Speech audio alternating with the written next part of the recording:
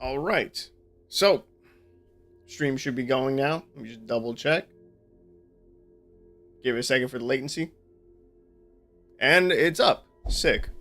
Okay, so today I want to play Historic Brawl using Korvold, Fae-Cursed King. Earlier, to save some time, I went ahead and threw together a mana base.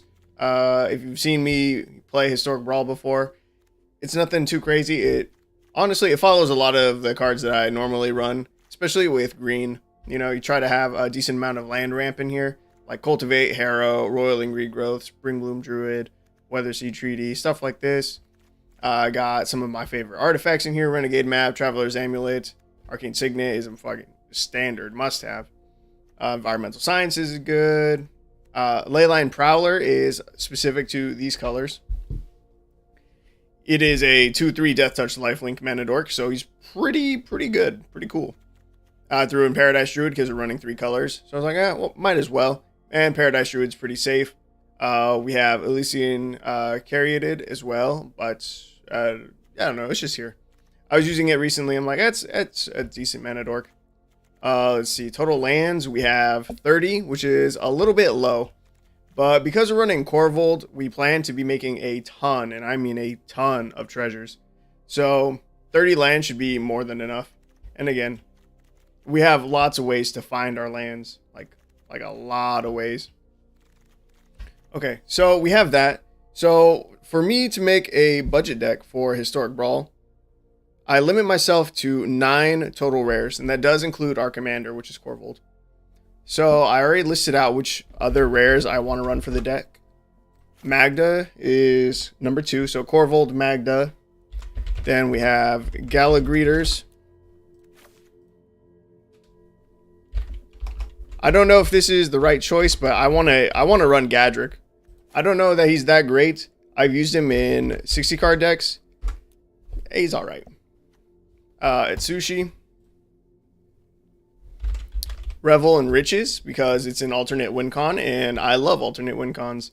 Whenever a creature an opponent control dies, create a treasure token at the beginning of your upkeep. You control 10 or more treasures, you win the game. 10 is a very small amount. 10 is a very low amount. It's an enchantment, which is a little bit harder to remove. We just need to have that many, by our next upkeep. So, let's see. Revel and Riches is in. Oh, this one. Gold Span Dragon. Can't skip out on the Gold Span Dragon. He's way too good. I'm also trying out this card for the first time. Bootlegger's Stash. Lands you control have tap, create a treasure token, so that should be really cool. And then Zia Tora. The Incinerator. 6/6 flying. At the beginning of your end step, you may sacrifice another creature. When you do, Zia Tora, the Incinerator, deals damage equal to that creature's power to any target, and you create 3 treasure tokens.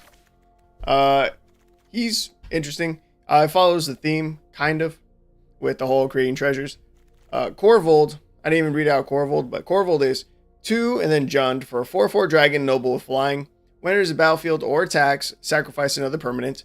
Whenever you sacrifice a permanent, put a +1/+1 counter on Korvold and draw a card.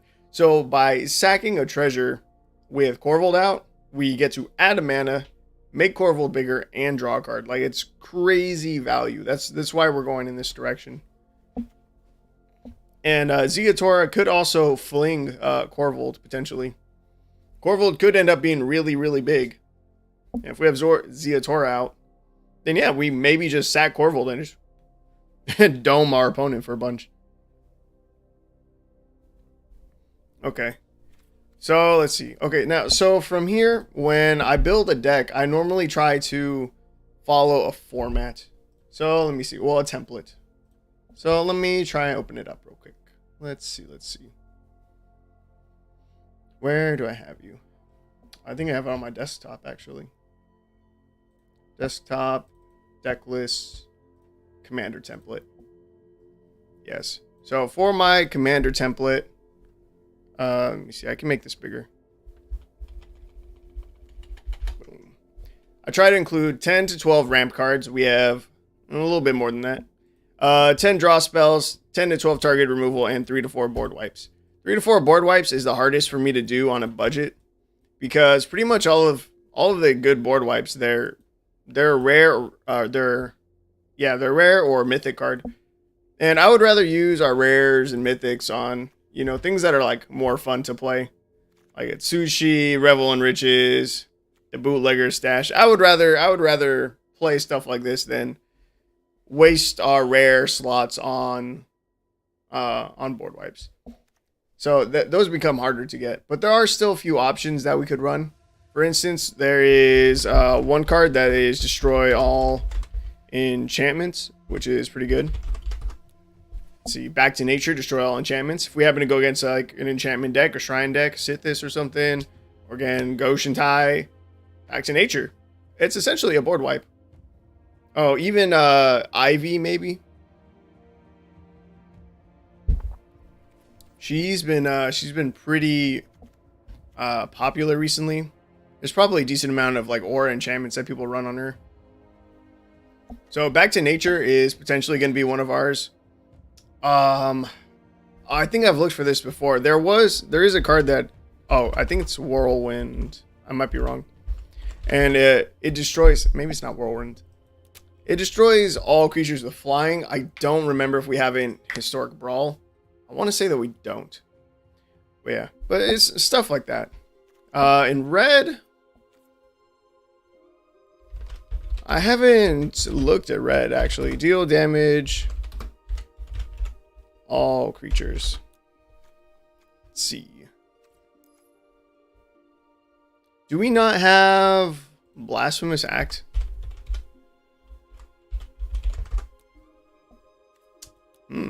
I guess we don't. Yeah, so board wipes we might not fill out. Ramp 10 to 12. Alright, mana base I've already taken care of, so that's done.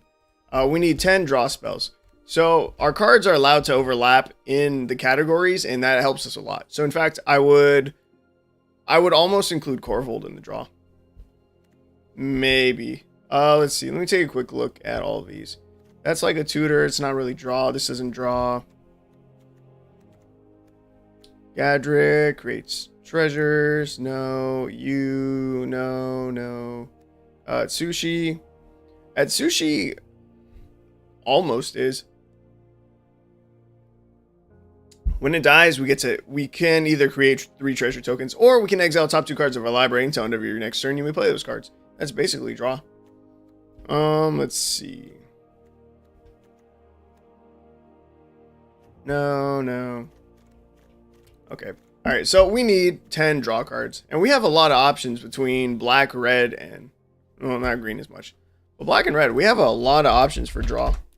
So let's take a look. Dockside Chef could actually be really decent. 2 mana, sack an artifact or creature, draw a card. We could sack our treasures to him and potentially get a lot of card draw off of it. Foulmire Knight, I like. It's not a lot of draw, but I like the 1/1 Death Touch. I do. So we've already used all of the rare and mythic slots that I'm going to add to the deck. So I can go ahead and turn on, common, uncommon. Let's see. Ooh. Deadly Dispute. Deadly Dispute and Shambling Gas. Shambling Gas is going to come into the deck later. But Deadly Dispute is definitely going in the deck. So I like to list out the cards as I go. That way, it's just easier for me to track. But yeah, Deadly Dispute. For sure going in the deck. Yeah, maybe I really do want to throw in Dockside. But Deadly Dispute. As an additional cost to cast a spell, sacrifice an artifact or creature. Artifact, that's a treasure. Draw 2 cards and create a treasure token. Like, Deadly Dispute is like too good to not run in the deck. Who are you? Oh, you're new. Interesting. 1 and a black for 2/1 dragon with flying. Whenever you draw a dragon card, it perpetually gets +1/+1. When Daragaz's Whelp enters the battlefield, if it was kicked, seek a dragon card.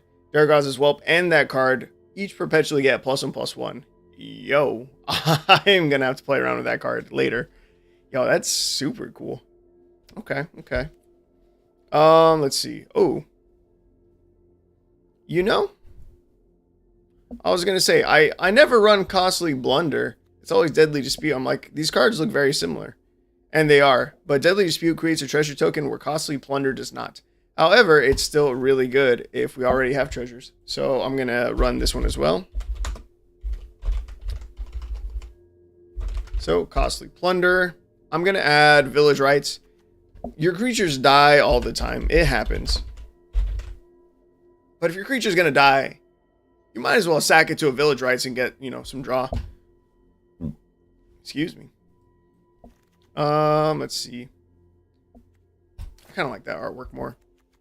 Dockside Chef. Still seems really good to be sacking our treasures to it. But I'll wait on that one for now. So we have 3 draw spells already. Let's see. Oblivion's Hunger. That's interesting. Target creature you control gains indestructible until end of turn. Draw a card if that creature has a +1/+1 counter on it. I don't think we'll have a ton of creatures. Galagreeters already is going to have counters. I don't think we're going to have a ton of creatures with counters on them. Viseju. We could protect our branches with Viseju. Yeah, I don't think we're going to have a ton of creatures with counters on them. It's not the focus of the deck. But Korvold very easily could get a counter on him. And protecting Korvold with Oblivion's Hunger is pretty good. It's not great for draw, but I will try to keep this card in mind for later. There are better protection spells, I think. Oh, I know there are. Like 1-drops in green. There's probably some 1-drops in black even that are just better. I know there are. So I'll hold off on that. Okay, let's see. More draw. Morbid Opportunist. I'm a big fan of Morbid Opportunist. Again, creatures die. Creatures die all the time. That could just be like multiple triggers of draw. Let's see. Skullport Merchant isn't terrible. When there's a battlefield, create a treasure token. Pay 1 in black, sack another creature or treasure, draw a card. Man, a lot of good options here. Let's see. Is there anything in red that we really like? Sticky Fingers. It is technically draw. A little bit slow, but... and does require us to have a creature, so I'm not a big fan of it. Tormenting Voice, Throw of Possibility. A lot of the draw multiple cards and then discard effects in red. Big Score. Ooh, Big Score and Unexpected Windfall. These are going in the deck. I can't skip them. Big Score and Unexpected Windfall. It's pretty good. 1, 2, 3, 4, 5. We now have 5 of our draw spells. I don't think we're going to see a lot in green that we want. Ooh, You Line Up the Shot is so versatile. I love this card. Conjure a card named Plummet into your hand. Conjure a card named Naturalize in your hand. Or fire a warning shot. Draw a card. I really like You Line Up the Shot. I do. I think it's very good. Explore is a good card. Elvish Visionary is a good card. Let's see. What else? Is there anything else that we would consider? It doesn't look like it. Let's see. Anything up here? At the beginning of your end step, if a creature died this turn, draw a card. When there's the battlefield, target creature blocks this turn if able. At the beginning of your end step, if a creature died this turn, you may pay 2 life. If you do, draw a card. Whenever another creature you control dies, draw a card if it was attacking. Otherwise, Garner Bloodfist of Kel deals 1 damage to each opponent. Demogoth Woe Eater. Sack a creature? Nah. Let's see. Anything else? Hedron Archive? No. Okay, so let's see. What did I like in green? I do want to spread out the draw a little bit between colors. Explore is more ramp. Explore is just decent though, right? Explore isn't bad. I'm going to add Explore. I'm going to add Elvish Visionary. Just so we can get some more bodies on the field. Elvish Visionary. You Line Up the Shot again. I love the versatility of it. Okay, so that's 1, 2, 3, 4, 5, 6, 7, 8. I have 2 more that I can run. So let's see, 2 more card slots. One of them will probably be... ooh. You know, I like Electric Revelation because of the flashback. I think I like it more than just like a Thrill of Possibility or a Tormenting Voice. I'm going to go with the Electric Revelation.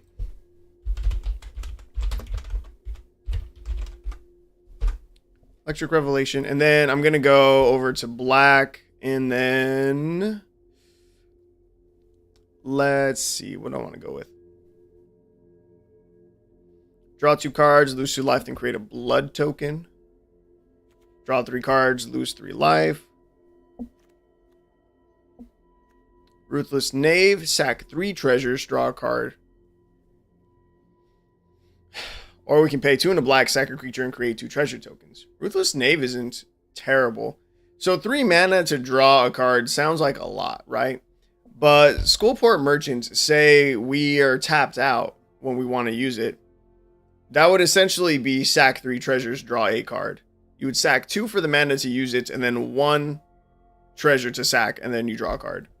So that's pretty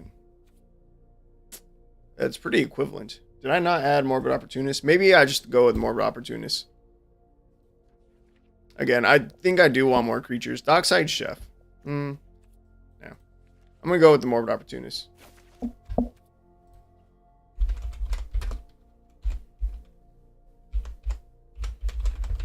Okay, so let's see. 1, 2, 3, 4, 5, 6, 7, 8, 9, 10. Alright, we got 10 draw spells. Easy day. Next will be 10 to 12 targeted removal spells. Okay. So, destroy. So, let's see. Red is good at artifacts. Green's good at artifact and enchantments. Black, good at creatures. So, let's see. How do I want to do this?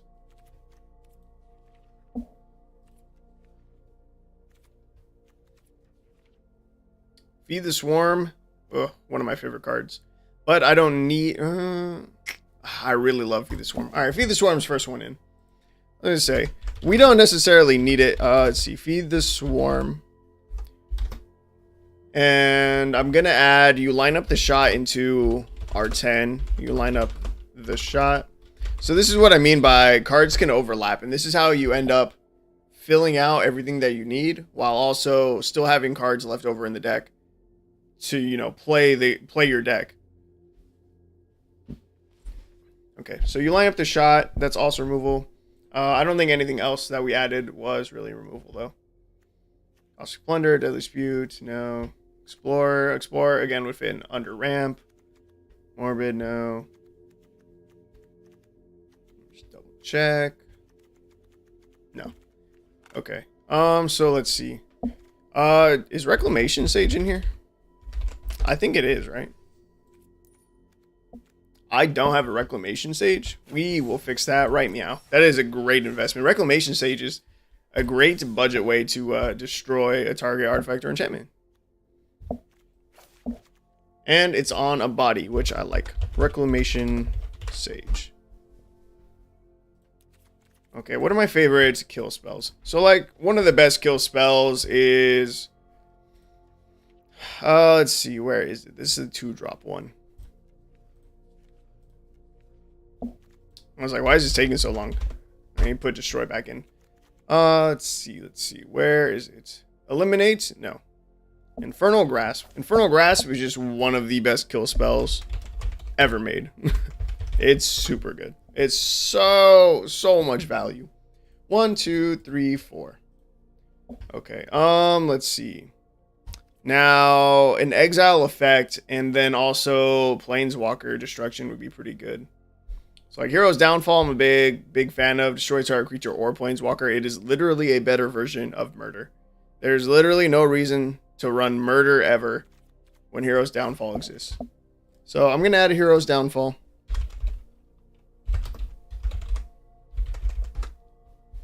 What I do need to see is some exile.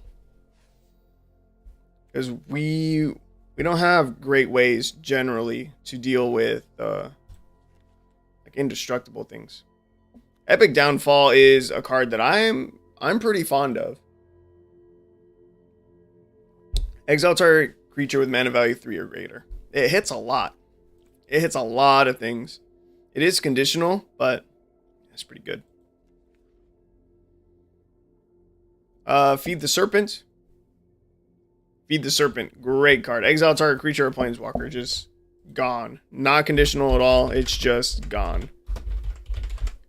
It is a 4-drop, but that's fine. 1, 2, 3, 4, 5, 6.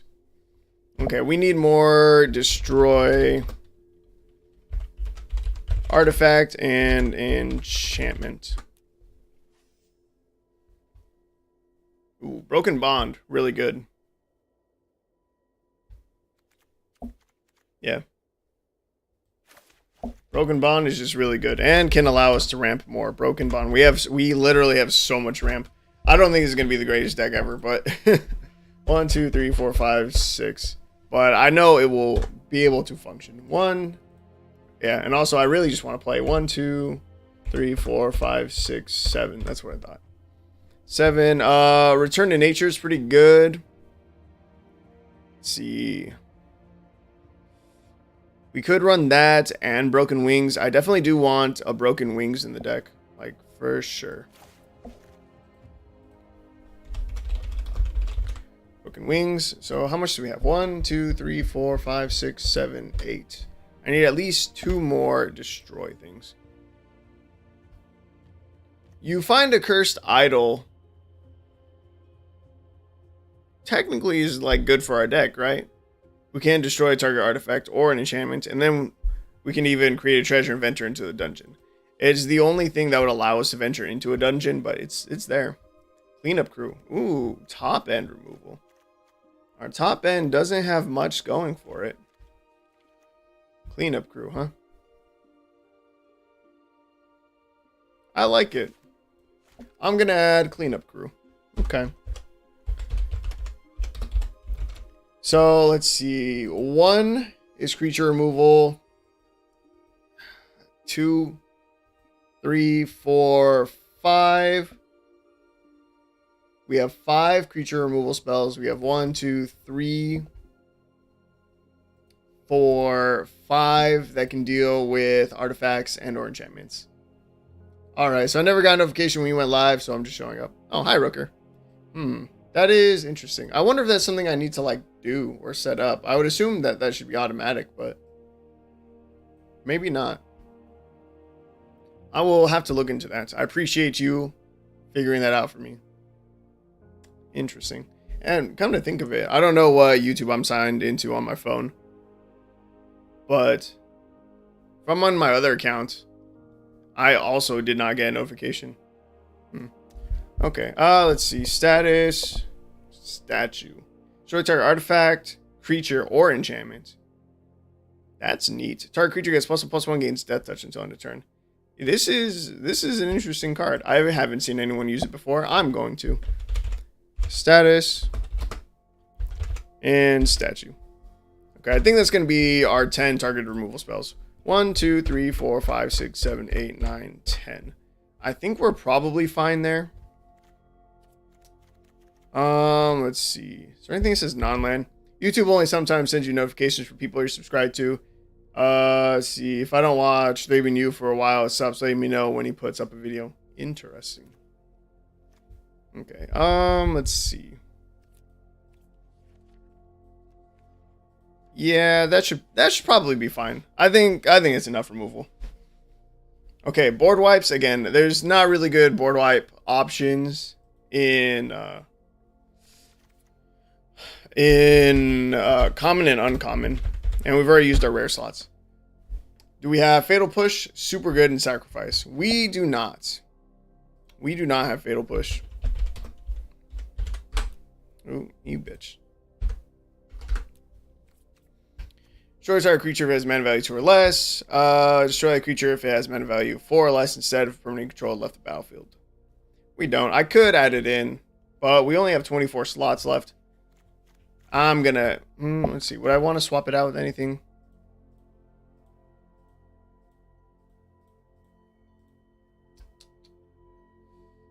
I don't think so.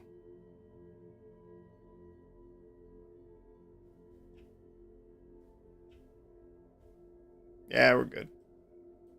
No Fatal Push for this deck. Okay. Let's see. Right, so what do I even want to do with the rest of our card slots?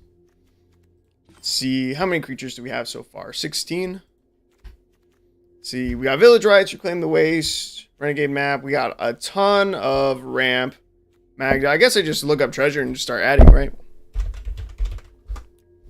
Okay, let's see. Treasure. Ooh, right. Shambling gas. That needed to come into the deck still. That definitely needs to happen. Horde robber. Whenever deals combat damage to the player, create a treasure token. Maybe. Ooh, this is swapped around. There we go. That's better.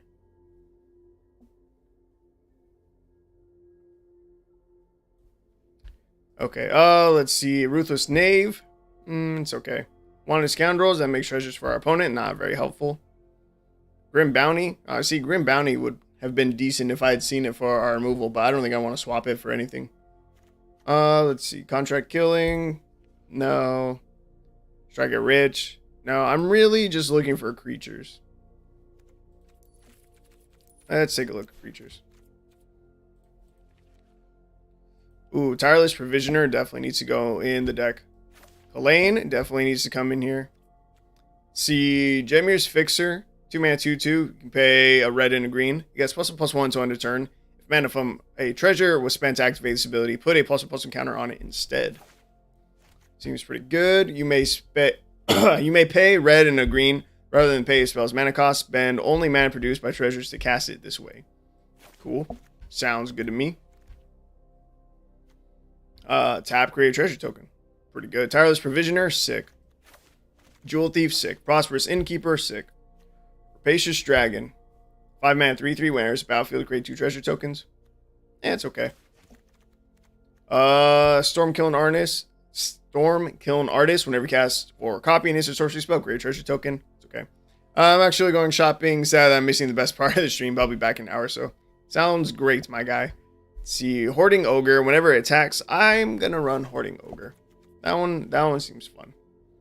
Let's see.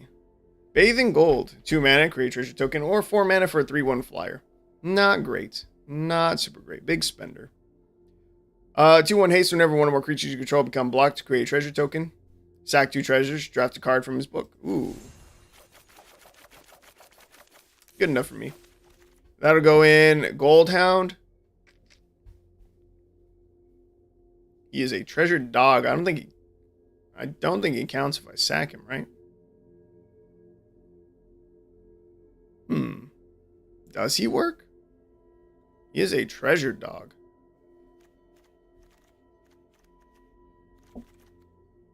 Tempting. Very tempting. We don't have a lot of 1-drops. I don't think we need a ton of 1-drops, but maybe. Riveteers, Requisitioner, that's pretty good. 1 mana, tap, exile, creature card from graveyard, create treasure token. We're not really focusing on recursion, so Vault Robber might not be bad. Let's see, Herald of Hadar. 4 and a black for 4/4, Circle of Death. 5 and a black, roll d20. 1 through 9, each opponent loses 2 life.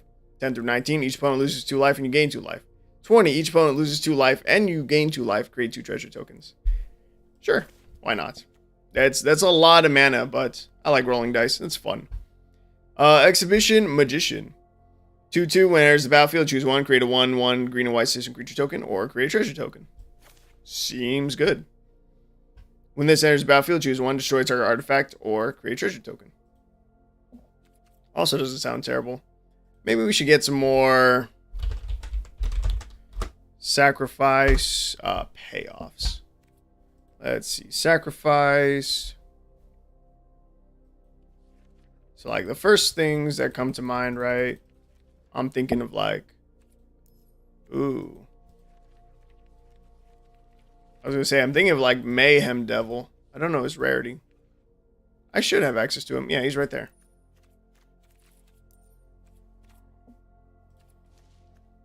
Okay, Mayhem Devil, you're going to come in. Body Dropper, whenever you sacrifice another creature. No. Let's see. Korvold just likes sacrifice, right? Ooh. Oh, we do have a few sack lands. Okay, we're fine. I was going to say, I should definitely be running sack lands with Korvold. We have a few. Let's see. Pay 3 mana, sack another creature or artifact. Elite Headhunter deals 2 damage to target creature or planeswalker. That's a lot of mana.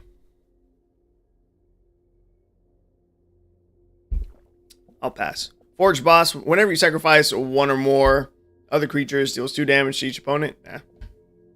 We're not looking to sack our creatures.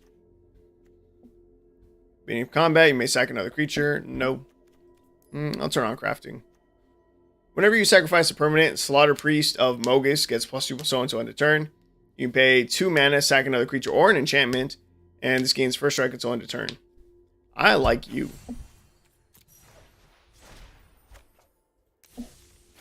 Yes, let's see. At the beginning of your upkeep, you may sacrifice a creature. When you do, Fireblade Artist deals 2 damage to target opponent or planeswalker. Nope.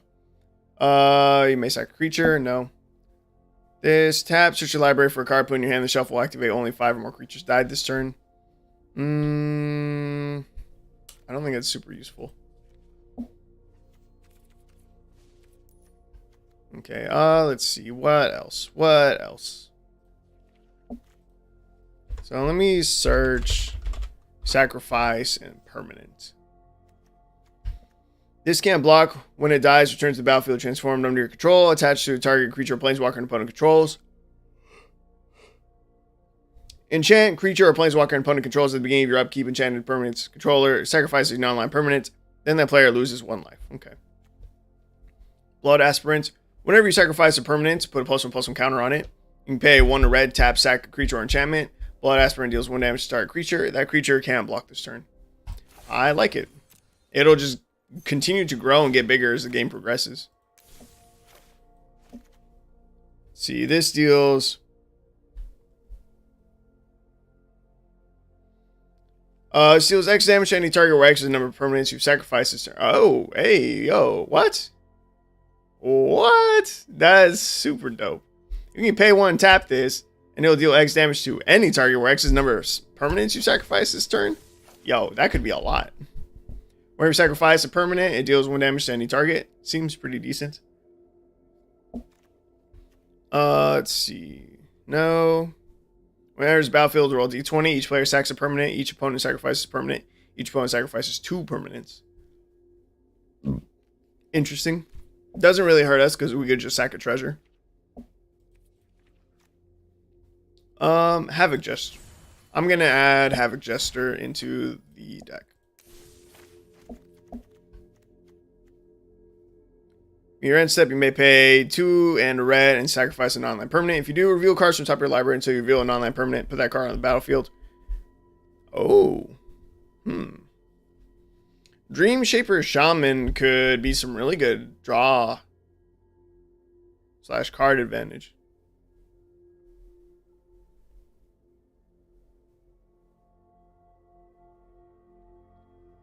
Beginning of your end step, it's a 6-drop. May pay 2 in red and sacrifice a treasure, really. If you do, reveal cards to the top of your library until you reveal a non-land permanent card. Non-land permanent card. Ooh. I'm going to try it. And this is hurting my wild cards just a little bit. But it's cool. I'm going to run it. Okay. And that seems to be about it. Oh, wait a minute. There was... What's that squirrel? I almost forgot about the squirrel. I want the squirrel so badly. Where is it? Where? Ravenous Squirrel.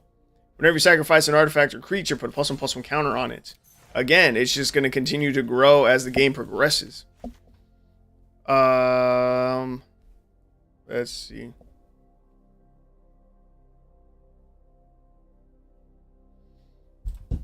Yes.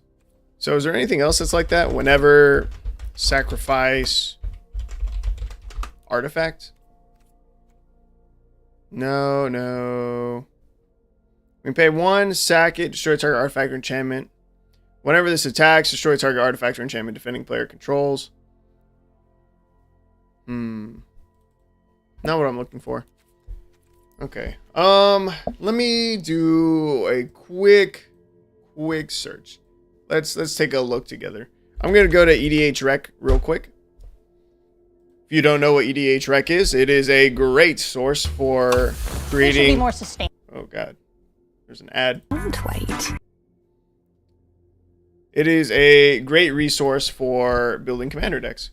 So I'm just gonna look at Korvold real quick, and we're gonna see if there's any really cool stuff that is common or uncommon that I'm just like unaware of. Okay.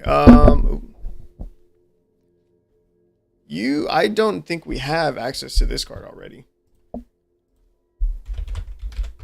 Mahadi? Yeah, I don't think so. Okay, Professional Facebreaker, Pitiless Plunderer. Oh, I didn't add Pitiless Plunderer to the deck. Dude, see, that's what I'm talking about. That is a huge blunder. Blunder, because it rhymes with plunder. Okay.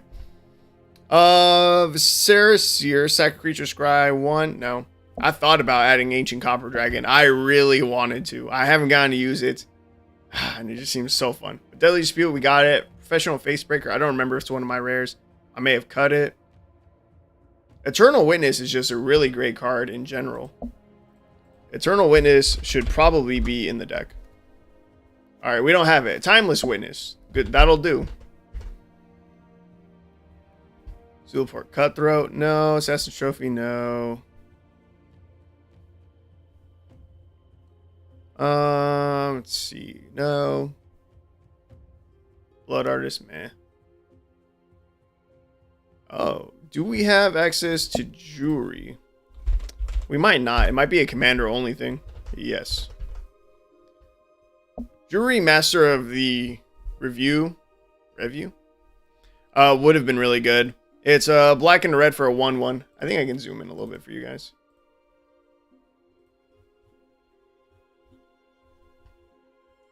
Yeah, Jury is really cool. Whenever you sack a permanent, put a +1/+1 counter on it, and when it dies, it deals damage equal to its power to any target. Like, that would have been really good. Scute Swarm is just a great card, but not what we're looking for. Zorn, I thought about adding, but he's another rare. Tireless Tracker. We could just throw in a Llanowar Elves, but we're pretty okay on ramp. Sir Conrad. Nah. Thrashing Brontodon, good card, but meh. I want a little more, I think, a top end. Ooh, Ragavan. $70 still. I had two of these. I pulled 2 Ragavans. It was crazy. I still have one, but one I traded for a Dockside Extortionist. Yeah. Well, I went to a card shop. I sold them my Ragavan. I used the in-store credit to then get a Dockside. So I basically traded. Jolene, Judith, no. Poison Tip Archers is really good. It is. Maybe I just throw that in. I'm not entirely sure what else I really want. Maybe I should just go in. Oh, we don't have any protection. We have zero protection cards in our deck right now. We only have 2 card slots open, but that might be a good idea, actually. So I had mentioned it earlier, right? Let's see that there's good ones in. There's good 1-drops. So let's see, instant 1, and then you can put target, creature, and gets. So like, not you. Armor of Shadows. Until end of turn, target creature gets +1/+0 and gains indestructible. There's that. Now this is just instance. There's other cards that I like. Let's see, Blossoming Defense. Target creature you control gets +2/+2 and gains hexproof until end of turn. Pretty decent defensively.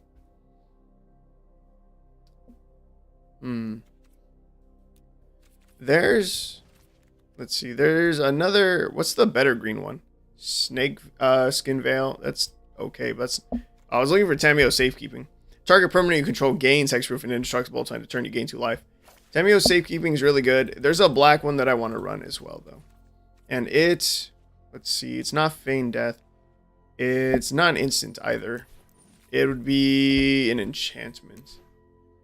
Where is it? Kaya's Ghost Form. Enchant creature planeswalker you control. When enchanted permanent dies or is put into exile. Return that card to the battlefield under your control. And I think we're going to call it there. We're going to take a quick look, see how our mana is split up so I can adjust our lands. 46% of our deck has green, 32% has red, and 29% has black. So we want mostly forests, then red, then black.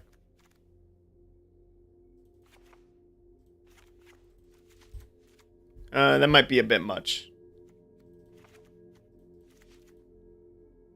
11, 8, 7. I don't know if that's enough forests.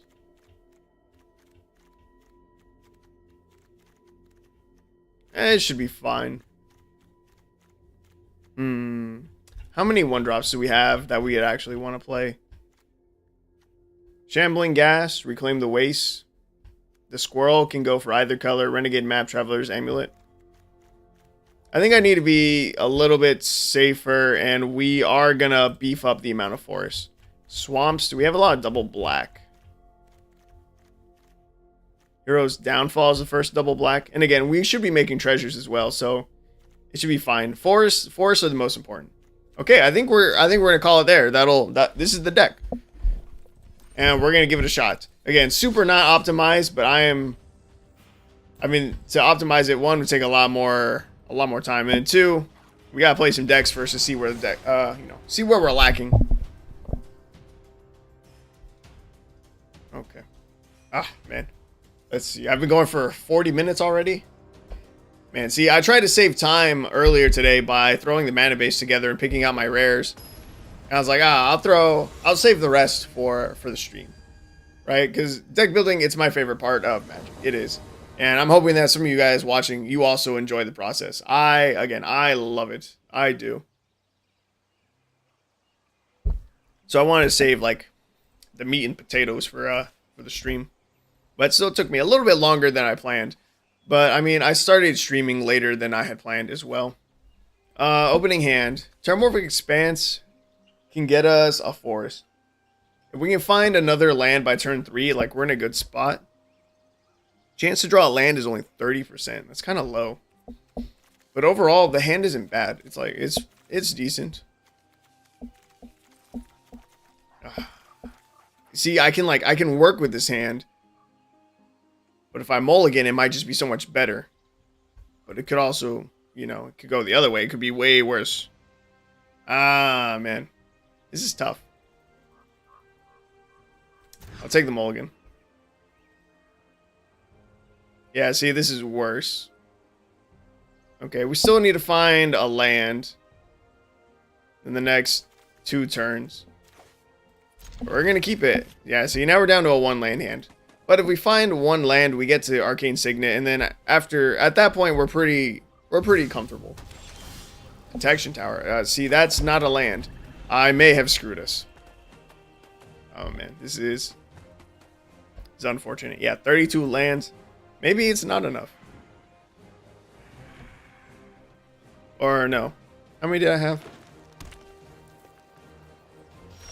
30 lands? 30 lands? Yeah, that does not seem like enough. Oh my god.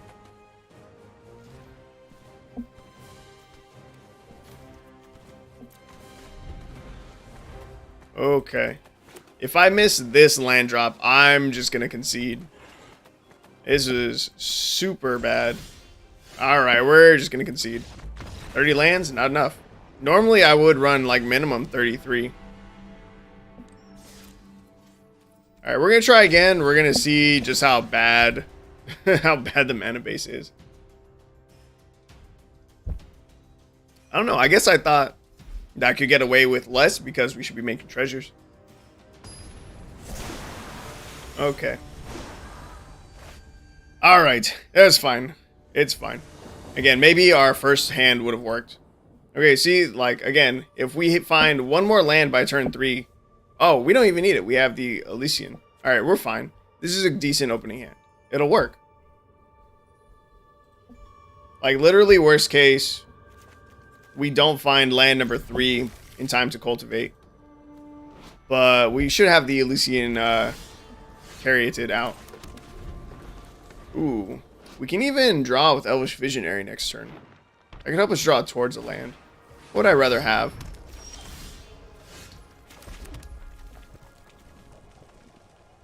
Ooh.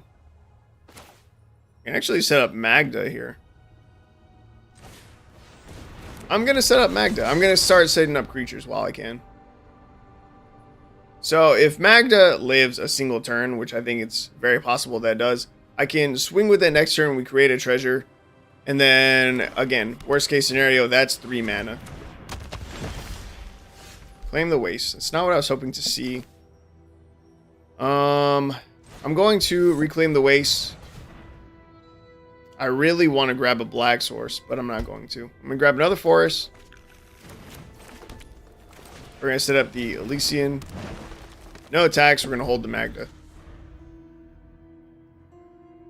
Let's see. Next turn, we can cultivate. That'll let us search for some black mana.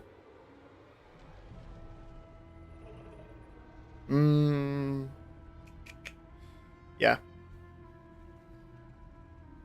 Yeah, we're okay. Okay, so yeah.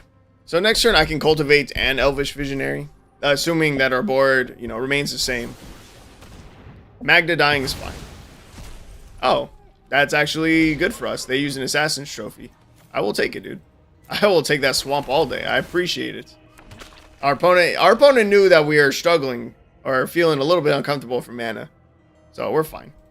They did just use an Assassin's Trophy, which ramped us, fire, which means that we can play Korvold this next turn. Oh, if we top deck a land, we can. No, we still can. Even we have the Elysian. Did our opponent miss a land drop? Don't know.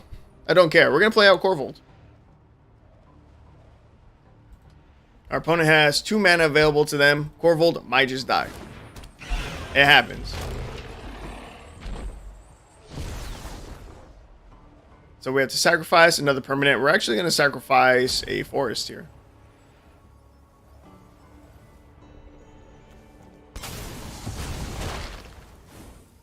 Korvold will get a counter, and we draw a card. I'm not going to lie, I wasn't paying attention to Korvold's ETB. But this is still the right choice. Because with Korvold on the field, Elysian can tap for 2. So we still have more mana available to us by sacking the forest instead of the Elysian. And sacking Korvold, not a great idea. Would be, kind of a big waste of like our entire turn. Our opponent has something that they can do. Wait, was this up? Opponent plays Spore Mound. Whenever land enters the battlefield under control, create a 1/1 green sapling creature token. Okay. So we have 6 mana available to us. It's pretty good. Basswood Surge requires 8 for us to kick it, so I will hold off on that. I think I want to cultivate. Yeah. Grab a forest. We'll grab... Do I want another swamp? I'm trying to look at our hand. Let's see. Yeah, I'm trying to pay attention to what we have in our hand. See what I might want to play. See if we need double some other colors. And let's see. From here, I think I'm going to Infernal Grasp our opponent's commander. So then that way we can swing in with Korvold.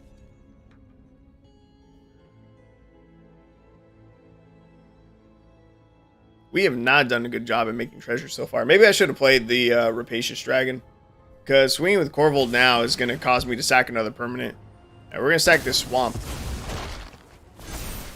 Yeah, sacking our lands does not feel good. But it's what I got to do. Again, we just haven't made any treasures yet. Now, let's see if our opponent has an answer for Korvold. Weatherseed Treaty. Good card. It's in our deck. That'll get our opponent land. Okay. They have 2 mana available to them. I feel like they don't. Ooh, a Meathook Massacre. I was going to say, I feel like they don't have removal. They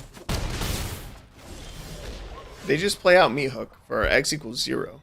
Interesting. Very interesting. See, Command Tower, Cleanup Crew. We can destroy the Weatherseed Treaty. We can destroy the Meathook Massacre.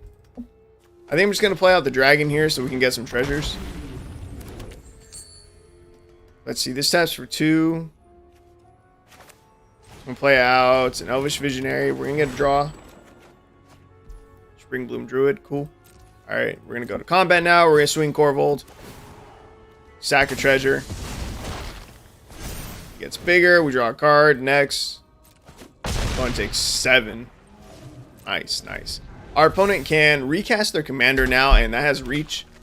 And we do not have another removal spell in hand. I can't help but wonder if our opponent maybe has another board wipe. The Meat Hook Massacre, playing it for 0 is interesting. Ooh, it's just Namada. Okay. Okay, so we like that. We like that it's not a removal spell. So let's see. Korvold says whenever we sack a permanent, put a +1/+1 counter on Korvold and draw a card. I'm going to hold our land for turn. I'm going to Deadly Dispute. Oof. Okay, never mind. I'm going to play the Swamp. I'm going to Deadly Dispute. We sack the treasure. Korvold gets bigger. So we draw a card here. We draw 2 more off of Deadly Dispute. And we have another treasure here. Let's see. If I use Harrow, that's a lot more sack, a lot more draw. We have a Hero's Downfall that we can cast. I'm going to use the Hero's Downfall to kill Namada. And if we sack like 1 more permanent, that's just game. Oh wait, do they gain a life from this? No. That's 11 damage right there. Oh, in fact, when Korvold swings, we sack this treasure, and that's just game. But we're gonna go for a little bit more. We're gonna Harrow. We're gonna sack a Swamp. We're gonna go grab a Forest and another Swamp. Those come in. I could even play something else, but we're gonna go to combat. Not you. We sack this treasure. Got more draw, and our hand is way too full. Next, next, and that's just game. All right, I'm gonna pretend that last game where we mulliganed twice, it didn't happen, or we mulliganed once and then pretty much conceded. That one doesn't count. That was our first real game, and we got there. We probably are lacking in lands though, and honestly, potentially lacking in ways to create treasure. Let's see.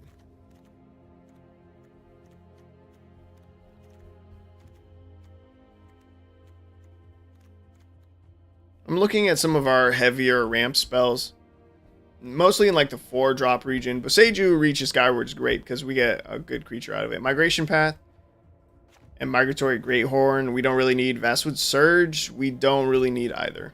So I'm just going to use that to beef up our lands a little bit. That puts us at 33, which I think is a more comfortable amount. Yeah, 33. Interesting, though, that I felt like we did not make too many treasures there.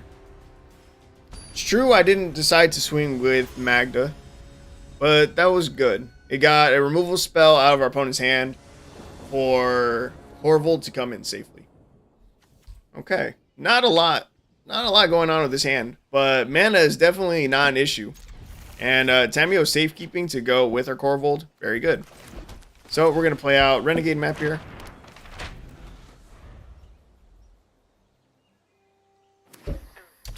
Renegade Map is one of my favorite mana fixers. It's 1 mana for an artifact, it enters the battlefield tapped. Then you can just tap, sack it, search your library for a basic land card, reveal it, put in your hand, then shuffle. So, let's see. Do I use it? Yeah, why not? We'll use it. We'll go grab pretty far away from casting our dragon.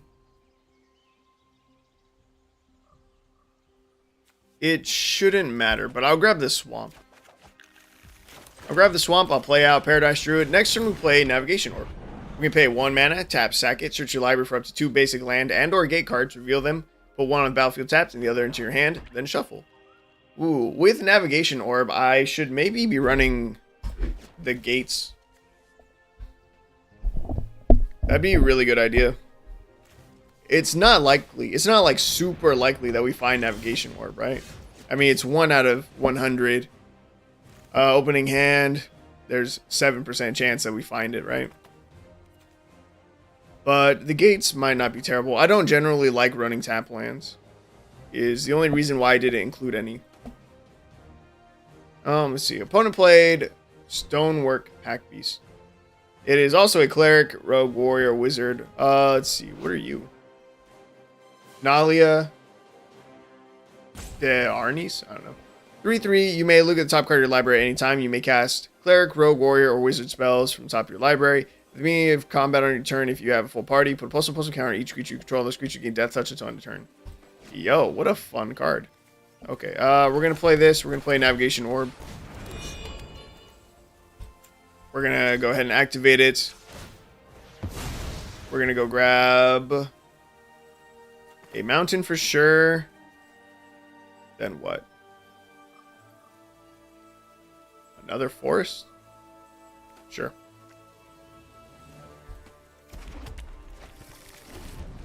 Next turn, we can play Korvold and still hold up our Tameo safekeeping. Yeah. So I think that will be the plan. Oh, actually, let's see. If I play Korvold, I have to sack something, right? So I guess we hold off a turn. And we play the Rapacious Dragon so that we can get something. Changeling Outcast. Ooh, that's so smart. Oh, that's wicked smart. Playing a shapeshifter or creature with changeling on it. That's wicked smart for a party deck. Oh my god, I never thought of that. Okay, dragon. Do I want to use the Evolving Wilds right now? Yeah. No, I'll wait on the Evolving Wilds. No attacks, end the turn. Okay, next turn, I play Evolving Wilds. I'll sack it. Maybe go find a swamp. I'm not sure yet. Ooh. You are a human rogue. Oof. Board's looking beefy and scary. This is a very cool commander that I did not know about. But dude, oh, it's genius to be running yeah, again, to be running changelings. So this says, at the beginning of combat on your turn, if you have a full party, put a +1/+1 counter on each creature you control, and those creatures gain death touch until end of turn. So, man, both of these are really they give you a full party, right? I can't block the changeling. Am I okay with my dragon dying? I think so. Yeah, that's fine. So I'm going to play Korvold here. We sack a treasure here. We draw a card. We Evolving Wilds. We tap sack Evolving Wilds. We're going to go grab a mountain because we already have another swamp in hand. Korvold gets a little bit bigger. We get another draw. Target creature gets +1/+1 against that touch on the turn. Cool. Next. No attacks. End the turn. Okay. Oh, wait a minute. Okay. Wait, so why does this not work? This creature is every creature type. So the pack... does this not work? They should still have a full party. This should be a cleric, a rogue, a wizard, and a warrior. Does that not work? Does the party need to be... Your party consists of up to one each of cleric, rogue, warrior, and wizard. Cleric, warrior... This is weird. Oh my god, our opponent's board is horrifying. Woo, that's super scary. Alright, past the blockers. Our opponent is tapped down, or tapped out. I need to block and kill the commander. I will use Tameo safekeeping here.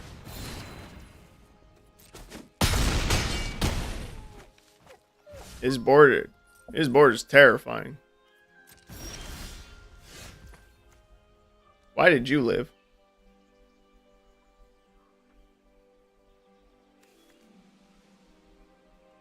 How big was this commander?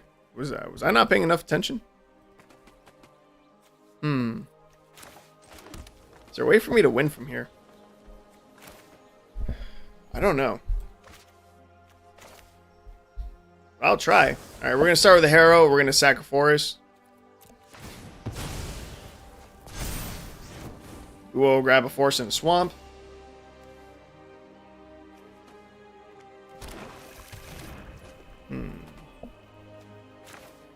I can village. Ooh, I can tap this for a black. I can village rights, sacking the Paradise Druid. Drawing us some more.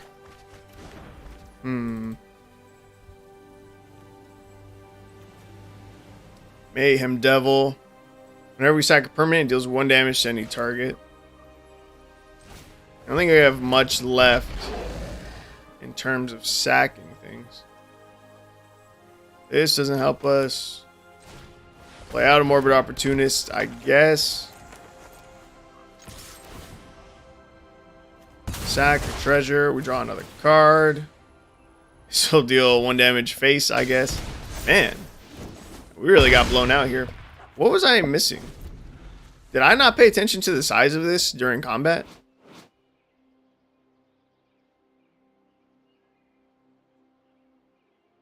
Like, why did it live? Oh, the mean of combat return. If you have a full party, creatures you control get +1/+1 gain indestructible until end of turn. Yo, that's real bad for us. That's interesting though. Again, the Changeling Outcast, I thought it would give our opponent a full party just right off the bat. Do they need to be separate? Of up to 1 of each. I want to look into that. Let me see. Oh god. Yeah, we just lose. Let's see.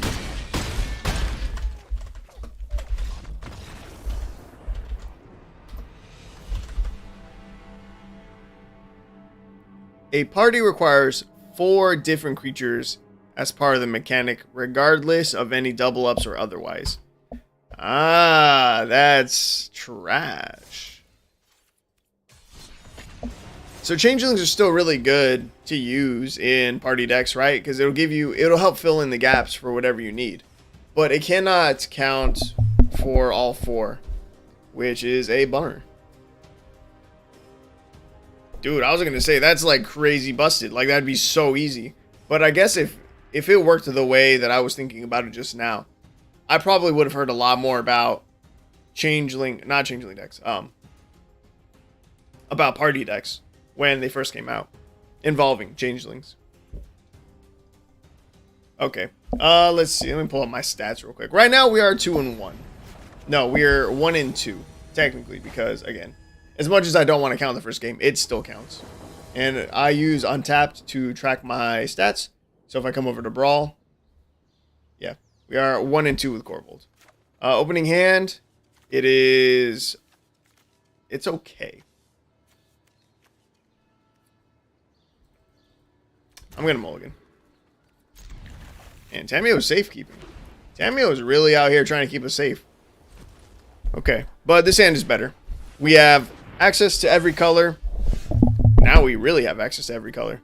We have ramp. We have a plunderer to create his treasures. We got some removal. Let's see. Do I use this already? Yeah. I'll just use this. We'll activate this. And we'll go grab a forest.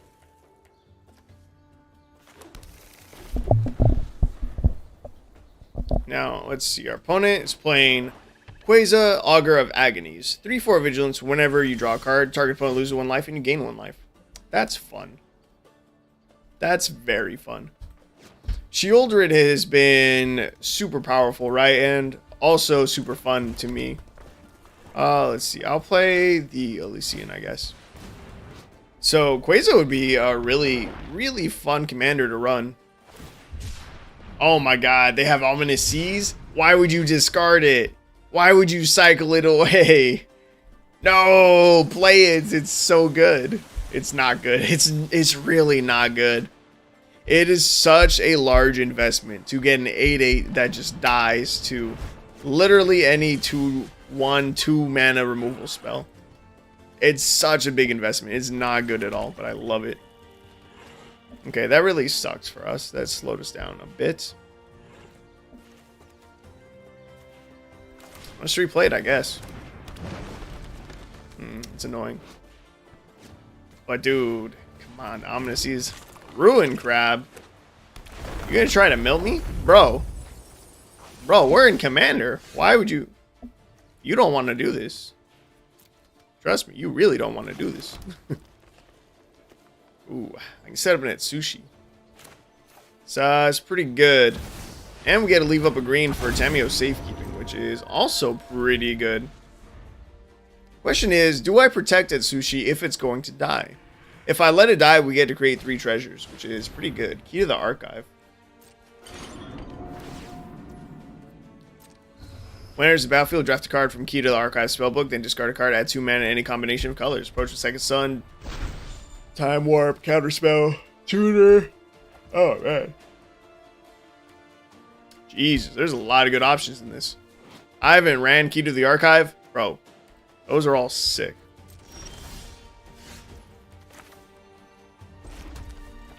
Okay, see, I'm scared to play Korvold because I'm going to have to sack something.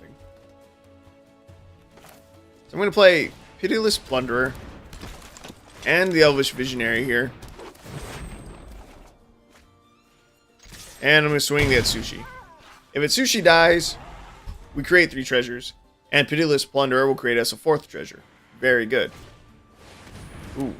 If Atsushi lives, then we're fine. We play Korvold. We sack the Elvish Visionary to Korvold. We create a treasure off of this. And we're chilling. Ooh, Terramorphic Expanse. Also good. We hold the Terramorphic Expanse until after we play Korvold. Because sequencing. Our opponent may have a counterspell. That's not a counterspell. They're going to bounce our Pitiless Plunderer. That's interesting. Well, I mean, we lose out on a treasure. I'll give them that. Okay. I'm going to play the Terramorphic Expanse. Sack it. We're going to get to draw a card. I'm going to grab a forest. Swing at sushi. And we end the turn. And we still have the Tameo safekeeping up. Now, if our opponent decides to kill our Elysian for some reason this turn, I will instinctually, or just in response, oh god, I'll protect Korvold. Our opponent's getting an extra turn from the Key to the Archive. It's pretty frightening. I could kill their commander. That's something that I might do with Elysian as well. I don't think this extra turn is going to be game breaking or matter too much, really at all. But I think at the end of their turn, I kill their commander. They can flash in a Brazen Borrower. Can only block creatures with flying, so they can flash that in. Even the score. This spell costs 3 blue less to cast. If an opponent's drawn 4 more cards this turn, draw X cards. So they're going to draw 4. I'm going to Infernal Grasp their commander right now. Just so that we don't take the damage from this and that they don't gain any life. And they are now tapped out. And they can't block us. Boom! That's it. We got them. Let's go. Let's go, baby. It's easy. Okay. Let's see. Bloodsworn Squire. All right, we're now 2-2. We are straight chilling with Korvold. Straight chilling. All we gotta do is win one more game, and we're positive. That's all that really matters. It's not even what matters all of the time, but it's nice. It's nice to at least, you know, be positive with a deck. Like, you don't need to go like 18-0 with a deck or something crazy like that. You don't need a 70-80% win rate with a deck. Even 60 is a bit greedy. Let's see. Can I work with this hand? Technically, yes. We can reclaim the waste, go grab a mountain, and then we can Riveteer's Requisitioner. We'll try it out. Oh, but yeah. But everyone has more fun when they're winning. It's factual. Oh, Bajuka Bog. Okay. Ooh, do I still go for the red? Could get a Shambling Gas out next turn instead. We're going to go with the mountain still. But the Shambling Gas is very tempting. It's It's very tempting for me to go grab a swamp so that we can play Shambling Gas next turn. Oh, man. Maybe I should have. Well, I guess this is just a Village Rights. If this was a Deadly Dispute, I think I would have been pretty easily persuaded to go grab a swamp. We're going to play this out. Simple little 3-1. We're not going to wait a turn to blitz it out just to get the treasure. It'll die eventually when the time comes. Man, oh, 1-4. Tap another untapped rogue you control. Shadow Singer gains that touch until end of turn. When Shadow Singer deals combat damage to a player, that player mills 3 cards. They're playing Edgar Charmed Groom. 4 mana, 4/4. Other vampires you control get +1/+1. When it dies, returns to the battlefield, transformed under owner's control. It transforms into a coffin. I think your upkeep, create a 1/1 white and black vampire creature token with lifelink. Put a bloodline counter on the coffin. If there are 3 or more bloodline counters on it, remove those counters and transform it. Oh, you get it. You just get to come back? That's neat. Alright, we're going to Electric Revelation here. And we will discard. It's a little bit late for Shambling Ghast, I feel like. We're going to get rid of you. Or do I get rid of the Forest? Ah, you see? Yeah. Ah, it's so tempting. Alright, we'll get rid of the Shambling Ghast. And no attacks. Shambling Ghast is just such a good target for Village Rights. It's okay. We got time. We picked up Harrow, which is really good. Are you a vampire? I guess that makes sense. We mill 3. Lost Feed the Swarm. Sucks a little bit. I can Harrow here. Get rid of a mountain. Go pick up a mountain and a swamp. Mountain. Swamp. And from here, we can still play a Prosperous Innkeeper. And even hold up a mana for the Village Rights. That's pretty good. No attacks, end the turn. Edgar, huh? Okay. He's just a 4/4, really. So, we're fine. Let's see. Next turn, do I play Korvold? Whenever Cruel Celebrant or another creature or planeswalker you control dies, each opponent loses 1 life and you gain 1 life. I think I maybe just go for Korvold. Our opponent has 2 mana up. And again, 2 mana, that's all you need. Oh. Do they want Edgar to flip? At the beginning of your upkeep, you create a 1/1 with lifelink.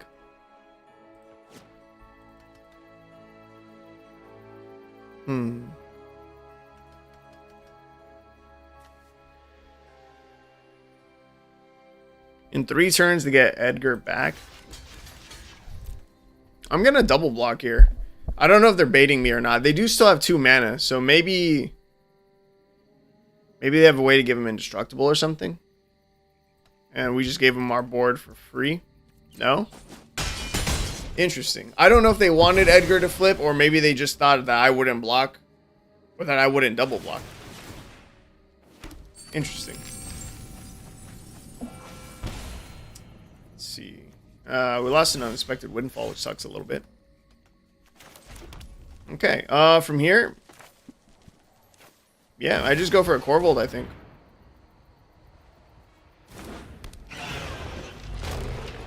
Korvold dies his next turn, it'll suck. There's not much we can do. See, they're going to exile it. So in response, we will Village Rights.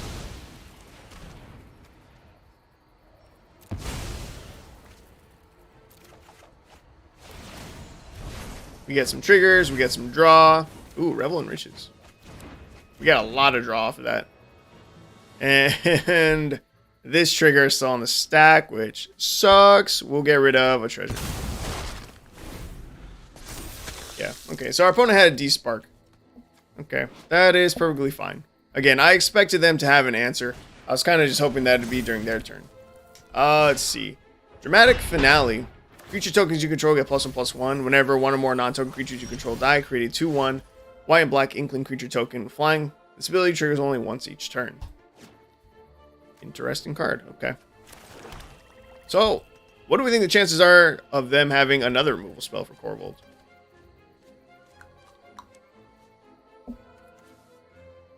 Let's see. This next turn, this goes up to 2.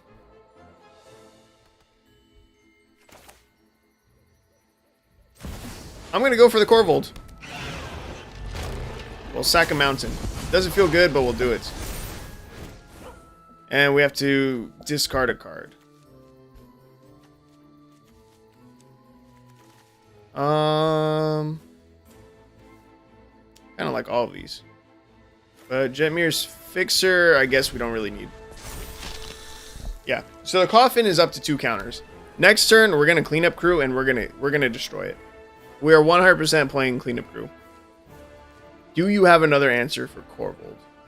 They were just eyeing it.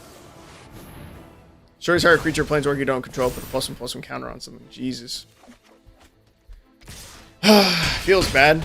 We're down to 13 life. Also feels bad. We've milled a lot. Way more than I thought we would have. Cleanup crew.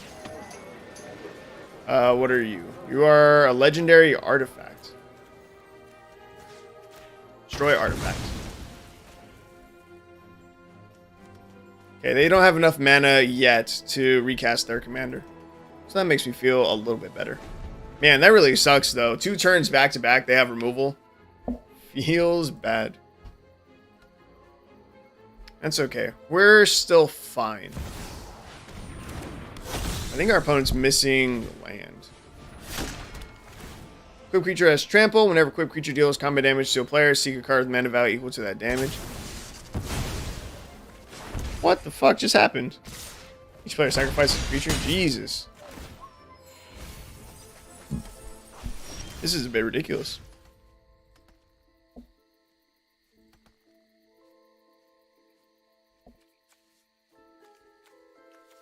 Well, I'm going to set this up because it's a blocker. I'll play the Reclamation Sage. Which of these scares me more? He only has 1 creature token right now. Equipped creature has trample. Whenever deals combat damage to a player, seek a card with mana value equal to that damage. I'm going to destroy the axe. I don't know if it was the right call, but it's what I went with. I don't know why our opponent said oops. Are you saying oops because you finally hit land number 6? Or do you think that I destroyed the wrong thing?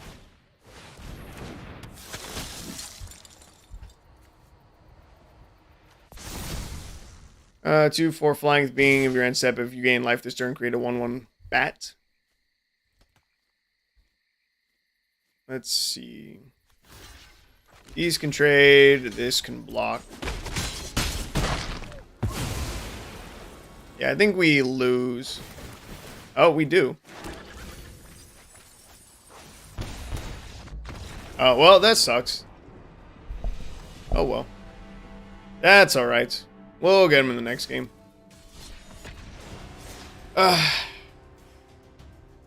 Man, that really sucked, though. I tried to I don't even know what to say. I just hoped that they didn't have a second removal spell. 2 turns in a row for Korvold.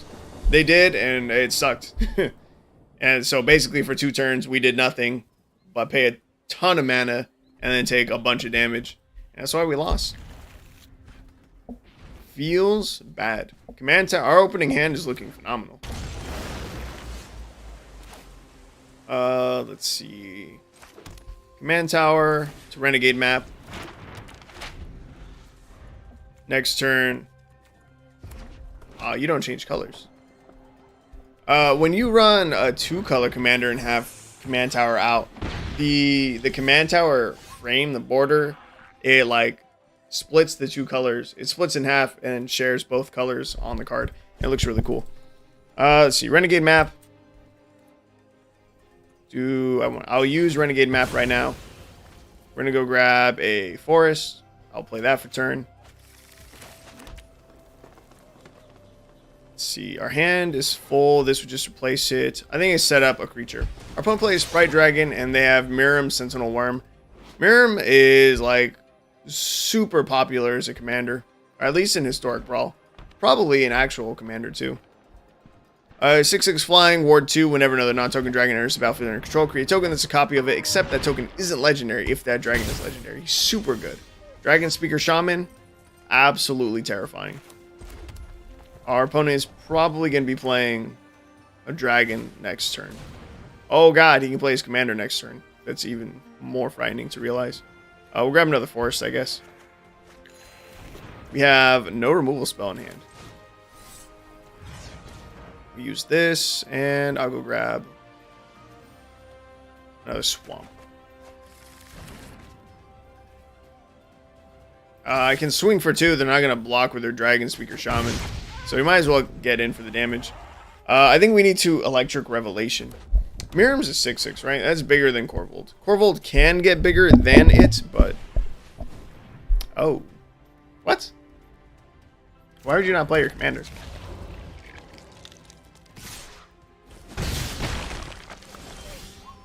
Interesting. Ooh, we have statue. Destroy target artifact, creature, or enchantment. Miriam has ward 2, so we need 6 mana to be able to do that. I think I'm going to play out Gadrick here.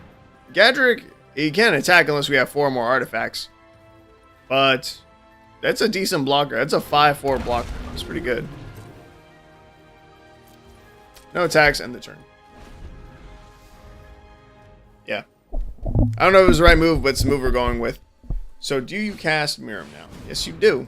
Okay. I can't imagine that they held off for a turn just to get the counter on Bloodline Pretender.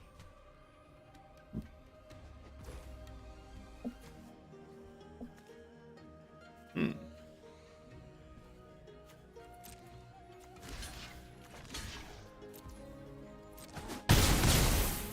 know his Gadrick can block, right? You just can't attack. Alright. Weird, but I'll take it.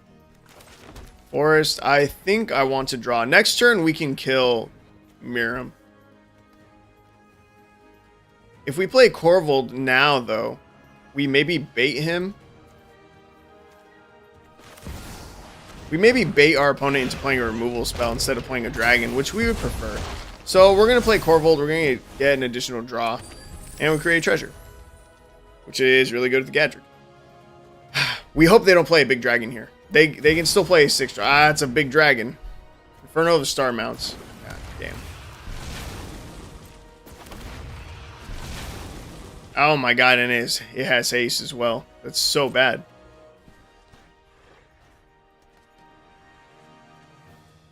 That's so bad. I gotta just like eat it too. Oh my god. This is really gonna hurt my face. I can kill the Miriam. I can kill their Miriam right now.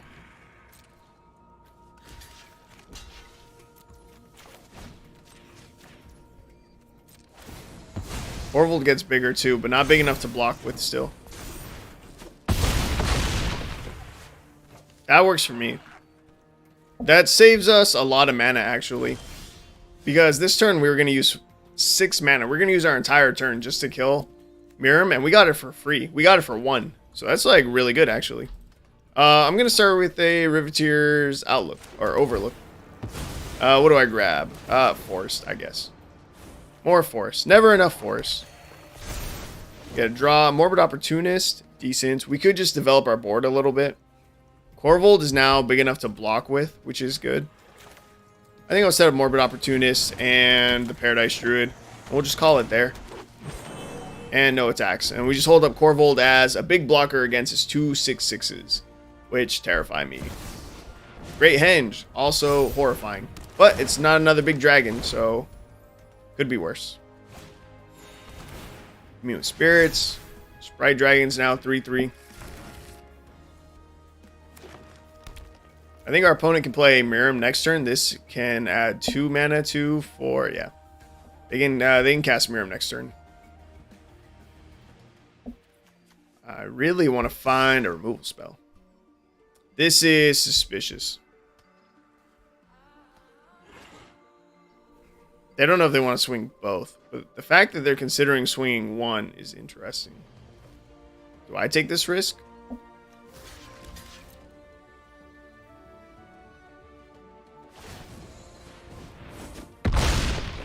Hmm.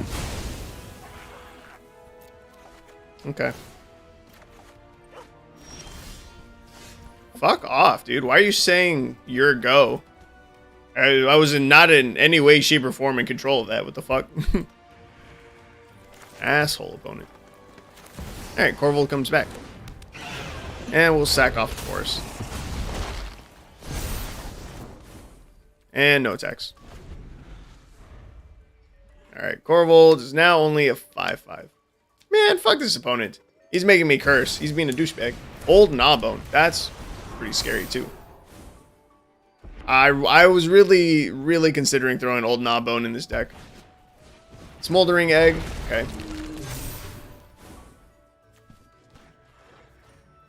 So they don't bring Miram back. We have to take 6 here. 7, 8. Our opponent could have hit us for 8, but they don't. Oh god, they create so many treasures. Oh god, they can cast their Miram. This is very bad for us. See, now I feel like we flooded out a little bit. I'm gonna start with an Electric Revelation. We need to find something. Something to get us out of this mess. Like, even a single removal spell isn't enough. That's the issue.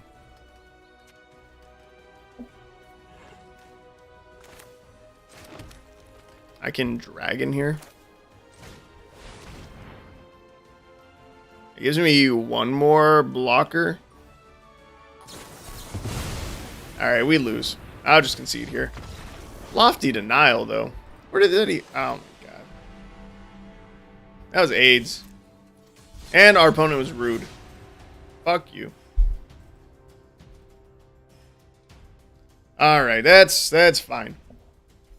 Let's see, where are we at now? We're now 2-4. Did we lose 2 games in a row? We did. That sucks.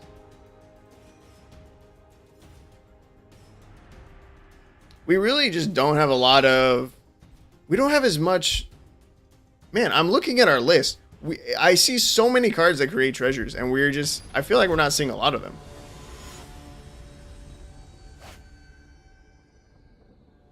Three, 4, 5, 6, 7, 8,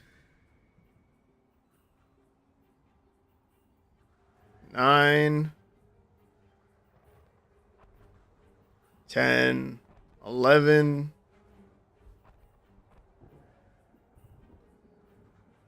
12, 13, 14, 15, 16, 17, 18, 19. I see like 20 cards that make treasures. Opening hand looks fine. Alright, we'll keep it. Alright, hopefully this hand just works better. An Earth's High, really. Okay. Turn 1, we reclaim the waste. We go grab, I think, another mountain. Our hand is pretty heavy in red. Maybe I'm just playing Korvold too early. Although, Korvold is how we won one of our first games, like, very quickly. Orkite Marauder. 2/1 flying whenever attacks target creature defending player controls loses all abilities and has base power and toughness 0/1 until end of turn. Jeez. Alright. Play this guy out. That is a very cool card. Orkite Marauder. I want to know what your price is. I mean, for like the physical card. Because I play a decent amount of actual Commander. Orkite Marauder. The original print in Rivals of Ixalan is going for about $1. That is such a cool card. And I would say it's particularly strong in Brawl. Okay, let's see. Play out a Swamp. We can Electric Revelation now, get some draw. Whenever you sack a permanent, this gets +2/+0. I'm gonna draw. Oh, we'll get rid of... We'll get rid of that mountain. No attacks. Big Spender and Gadrick.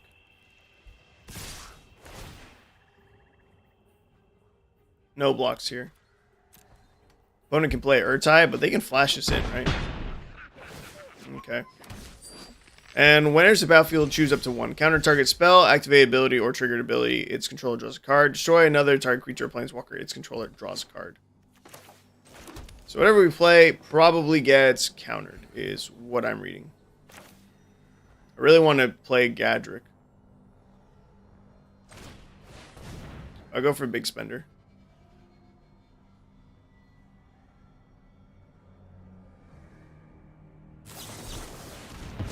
Dissipate. Not what I was expecting.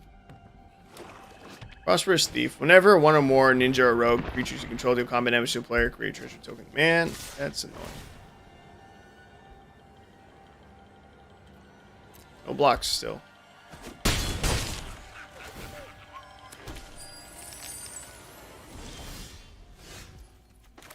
And they still just have enough mana for Urtai. This sucks. Our opponent's got us by the balls. Gadrick. That's probably good enough to counter. Oh my god, they essence scatter us? Dude, fuck you. Oh my god. Prosperous Innkeeper. Alright, create a treasure. Down to 13. Ah, man, this deck is not working out very well. I expected it to be a little bit rough, but this feels even more rough than it should be. Let's see. Bond of Orcus.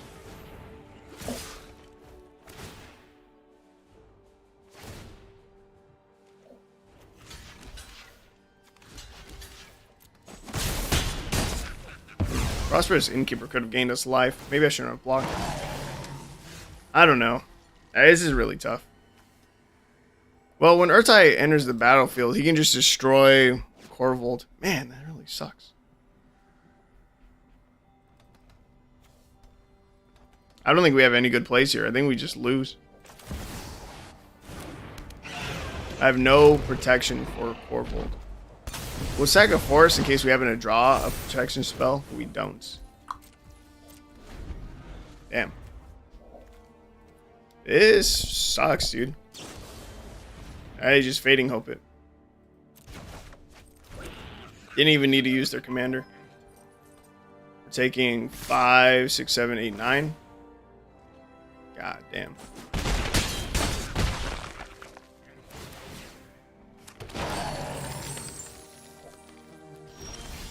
Alright, we just lose. Man, that sucked. Alright, this deck isn't working out very well. That's a bummer. I used a decent amount of wild cards on it. Well, like a handful. We're 2 and 5. That sucked. Alright, we're gonna try to play a deck that's maybe a little bit better. Brawl. We're gonna play Gitrog. Maybe Korvold only seems really powerful when I see other people play it because Korvold, because their decks, you know, they're not limited in their budget. They're running all the good cards, all the good treasure cards, all in the same deck. They're not restricting themselves on, you know, number of rares and mythics. And maybe that's just what Korvold needs. Guys, it's true. I've made a lot of budget decks, and I know that not all of them. Not every deck idea, not every theme, not every deck works on a budget. It's just true. There are some decks that I've never attempted to make because I just know it's not going to work. Ah, shit. I wasn't sure that I wanted to play that. I did not mean to let go. Alright, there's a swamp. Alright, so we're going to play Gitrog Monster. 3 a black and a green for 6/6 death touch. At the beginning of your upkeep, sacrifice a Gitrog Monster unless you sacrifice a land. You may play an additional land on each of your turns. Whenever one or more land cards are put into your graveyard from anywhere, draw a card. I've had pretty decent success with this card. We're going to play a Druid class out, or with this deck. The rares of the deck. Oh, man. I get this to scroll up. Do I have no 1-drops in the deck? I might not. I feel like I do. But let's see. Rares. That'll be Lotus Cobra. Azusa, Lost But Seeking, which we have in our hand. Ramanop Excavator, and we'll continue in a second. So I can play Azusa right now. Ooh. Ooh, it's very tempting. I'm going to start with the Territorial Scythe. Our opponent has Crucible of Worlds. What are you playing? At the beginning of your end step, you may sacrifice an artifact, creature, enchantment, land, or planeswalker. If you do, each opponent may sacrifice a permanent that shares a card type with it. For each opponent who can, that player loses 2 life. You draw a card. No blocks. So do you just sack a creature here? And so we have to sack. Can I decline? And our opponent draws a card. I'll decline. I don't give a fuck. Draw your card. What does that do? Okay. Super annoying, but it's fine. So we're gonna play Azusa here. I'm gonna hold our Bojuka Bog actually.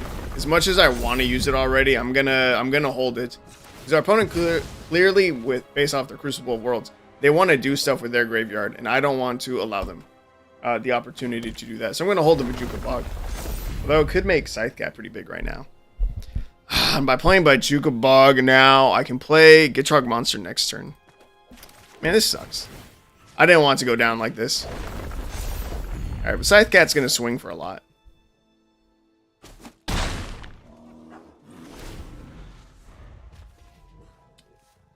Sack a non-land permanent. I'll sack Azusa.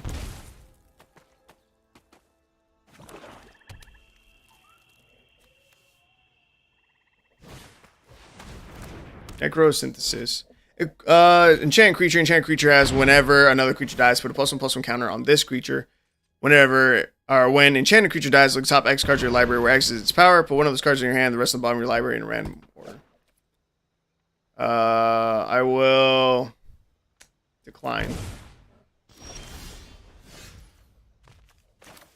I'm gonna play Gitrog Monster. Swing with the Scythecat. And now we're gonna sack the Scythecat. Man, fucking braids. I haven't seen braids be used in Commander. I don't think. I may have come across a deck like this already. But it still sucks.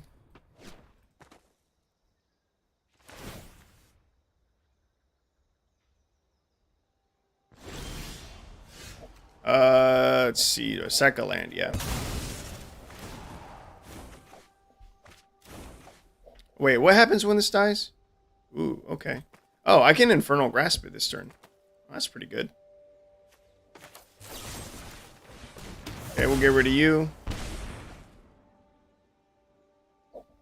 When it dies, you gotta look at the top, however many cards. That's fine, that's fine. I'm going to swing with Gitrog Monster, and I'm going to say no to the Troll. Next. Swing this. Because if the player does, tap the Troll, you gain 3 life and draw a card. So I'll say I will decline the Troll's thing. Revel in Riches. You really... Revel in Riches? Solve. Decline. Fast to attackers. If you swing it, I will kill you with a goat.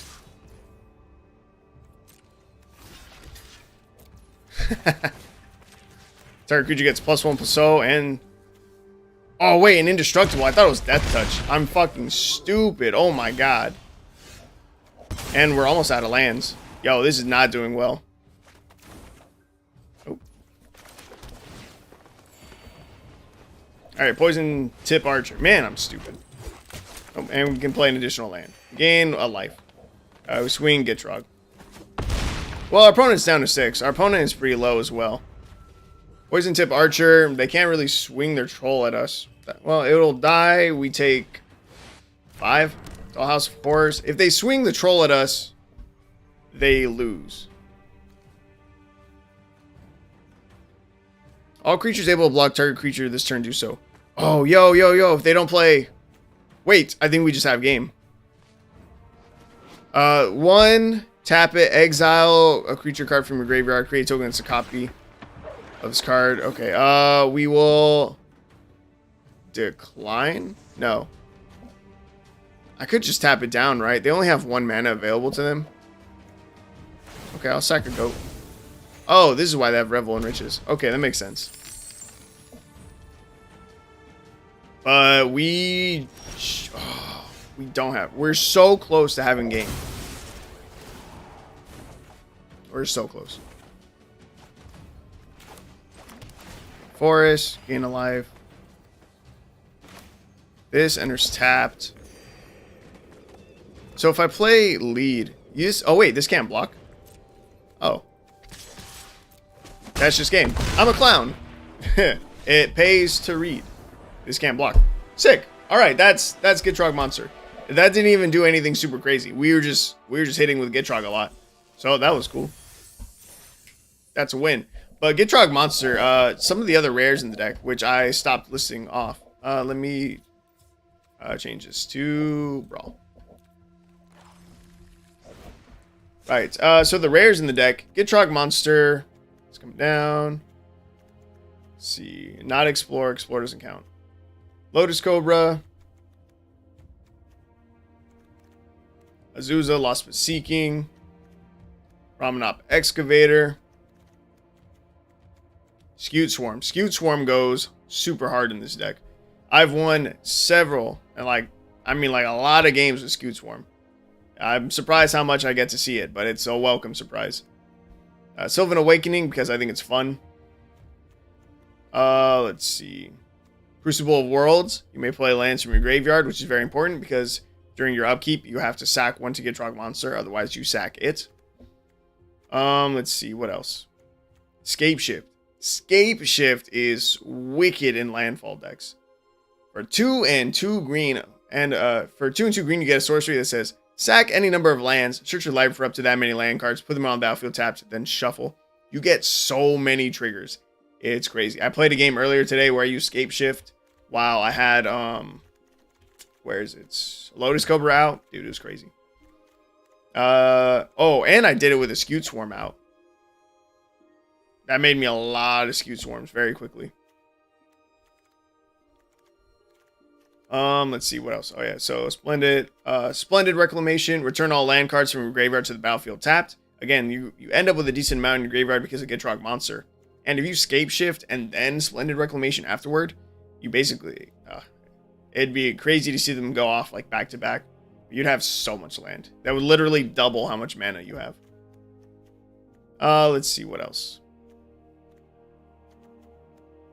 Do I have any in here? Nope. And that's it. Those are the 9, I guess. Okay. Let's see. All right. I feel a little better after that win. We're gonna try out the Korvold deck one more time, and then I will call it a day. Yeah, I don't think this Korvold deck works out too well. Not the way that I have it built, and maybe not on a budget. I just want to use Korvold. Korvold has always interested me, and I've always wanted to build a deck around it. If I were to rebuild it, maybe I don't go Treasures. Treasures seem like a really obvious way to go, right? But I don't know. And maybe my mana base is just a little bit skewed. I don't know. We have one card in hand right now that creates us a treasure. I'm going to play a Swamp.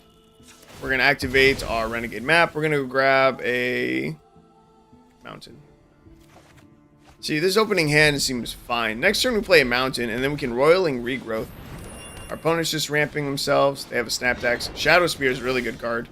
Revel and Riches, okay. So we Roiling Regrowth here. I sack the Forest. I go grab a Forest and another black source, I think. Sure. And the next turn we play a Swamp, and then we can play Korvold. Whenever you cast an aura, equipment, or vehicle spell, draw a card. Shadow Spear is horrifying, dude. It's such a good card. So, do we think... Let's see. Whenever this mutates, it deals 4 damage. Start a creature or planeswalker and opponent controls, you gain 4 life. We're going to play the Korvold. We're going to try to play it on curve, and we'll see if our opponent has removal for it. They are literally removing it instantly. Unfortunately, the Korvold trigger still happens, which sucks. Jesus, dude. Really? A Swords to Plowshares? Just like that? Couldn't even make it to our opponent's turn, dude. This is why I don't generally like running commanders with high CMCs. It's just not worth it, man. Doesn't feel worth it. Okay, we're going to play a Navigation Orb. We're going to sack it. We're going to go grab a Forest in the Mountain.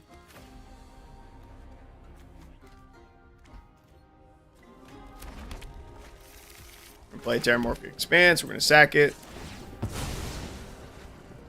We're going to go grab a Forest.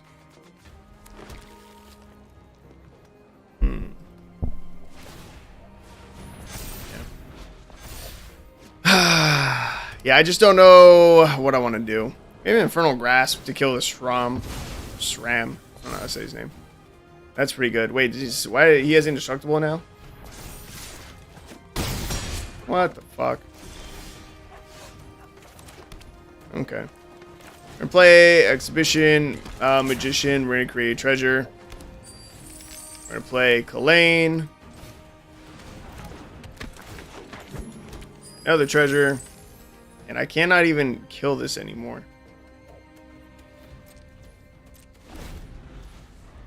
That's so AIDS, dude. Tyrite, Sanctum. 2 mana, tap it, target legendary creature becomes a god in addition to its other types. Put a +++ counter on it. Pay 4, tap sack it, put an indestructible counter on target god.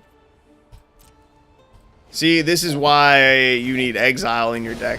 But we need to find our exile, and it doesn't look like we're going to. It's really smart of our opponent. No blocks. We'll take... Oh, God. Is that double strike? Oh, my God, dude. This is ridiculous. I'm just going to concede. I can't do anything about this. Oh, my God. Dude, maybe I don't like Korvold. I don't like heavier CMC commanders. And I know Gitrog is also a 5-drop. Man, Korvold having to sack something on his ETB really sucks. And again, we just don't have enough cards to make treasure early game. I don't know. Maybe I need to lower the curve. Oh, hello, Feed the Serpent. It's a little bit late to see you. Could have used you last game. Yeah. Again, this was just the first iteration of the deck. I definitely need to make changes. We need way more early game treasures. Like, I don't have, like, Strike It Rich in the deck, which I love. I love that card. And I don't even know if I've seen Bootlegger Stash. And in theory, it's, like, really good, but we're not making it anywhere near... we're not reaching any kind of scenario where I feel comfortable playing a Bootlegger Stash, even if I did have it. Maybe I got Beanstalk Giant too. I hate Beanstalk Giant so much. It should be a good card, but he doesn't have reach, and therefore Beanstalk Giant is garbage. I absolutely hate the fact that he doesn't have reach. Look at the size of him. He's massive. He's the Beanstalk Giant. Doesn't have reach. See, Boseiju reaches skyward. Branch of Boseiju, a treat way better. Way better. Literally the same thing, but with reach. So much better. Let's see. Hoarding Ogre is good. Feed the Serpent. Yeah, I would definitely need to make some changes. Yeah. I would need to change our treasure generators, our rares, and make them lower CMC cards. Yeah, Bootlegger Stash, it's not happening. Not in Brawl. Where in regular Commander, Bootlegger Stash is probably better. I don't know that it's great, but it's probably better. Opening hand, we'll keep this. Yeah, we just don't have enough treasures to warrant Korvold coming out. It just hurts us. Because again, effectively, it feels like we're paying... God, it's even worse. I was going to say, effectively, it feels like we're paying 6 mana because we're paying 5 into Korvold and sacking a lot of the times we've been sacking a land, and it sucks. Maybe we need, yeah, I don't know. Maybe I need to lean away a little bit from the treasure thing. Maybe I just need a bunch of creatures that have good death triggers. But yeah, Korvold just really sets us back. Again, it's a 5 mana investment that for 1 mana, we just saw it last game. For 1 mana, our opponent got rid of our entire investment. We paid 5 mana and either a creature or a land to get out Korvold. And for 1 mana, 1 white, a Swords to Plowshares, and he's just gone. It feels bad. It feels very bad. Our opponent scoops. I will try one more game.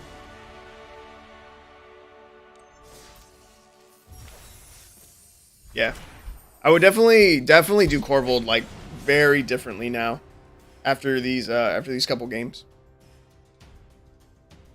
And that's something that sucks about building commander decks. There's not like, well, I guess building decks in general. It sucks to put time and effort into building a deck and then buying one without having a good chance to test it out and, you know, see how it performs like this. Like if I were to have thrown this deck together, this exact deck list, and then bought the deck through like TCG Player, which is where I normally go and purchase my cards, my decks, and then this is what I end up with. Again, I think it would do better in an actual commander game because there's like way more people going on, a lot more stuff. You don't need to have an answer for everything because one of your opponents might have an answer for your other opponent, stuff like that. But no, there's a lot of flaws with the deck, and you know, paying into it, man, seeing all those flaws, it sucks. That means you got to pay more money into trying to fix the deck. Yeah, it's interesting. Okay, so let's see. Our turn. Cool. Our opponent's playing Slivers, which is horrifying. And we end the turn. Sliver spells, you cast half Cascade. Yeah, slivers are super fast, generally speaking. Ooh, I can destroy that. It's super rude, but I'm going to. We don't even get to ramp from this, but I'm gonna do it. I'm gonna destroy their crystal. I really don't want them to play the first sliver. Chromatic Lantern, horrifying. I now kind of wish I had the Broken Bond still.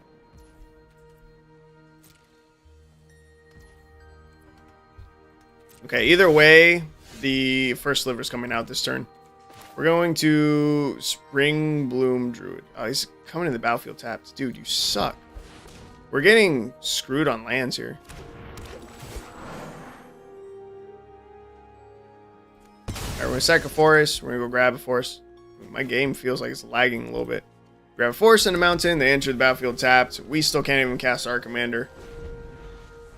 Oh, man. But here comes the first sliver. Horrifying.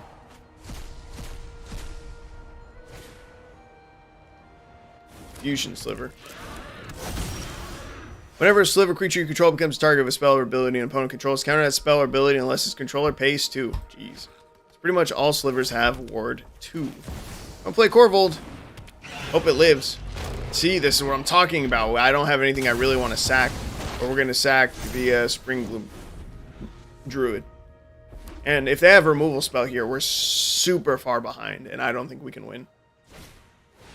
That's a crystal. It's not a removal spell. Bloodline Pretender is also not a removal spell. Their board is going wide. Authority of the Consuls. It's super annoying, but that's fine. Okay. Okay, we have to take the 7. Feels bad, but we're not in a horrible spot here. So I'm going to Infernal Grasp the first sliver. Resolve. Auto pay. Kill that while we can. I'm going to play the Renegade Map, which enters tapped. So I don't have mana for Tameo Safekeeping, which sucks. God, see, I need to fix Korvold. Destroy all non-land permanents your opponents control. Jeez. See, if I didn't have to sack a land, I could have had 1 green up for Tamio safekeeping and protected Korvold there. Alright, Goldspan Dragon. Oh my god, you enter tapped, so I can't even swing with you. They're going to recast Sliver here, I think.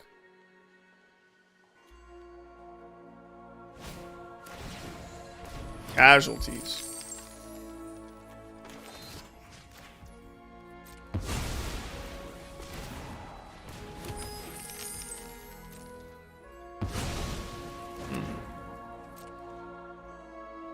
Alright, we protected the Goldspan Dragon.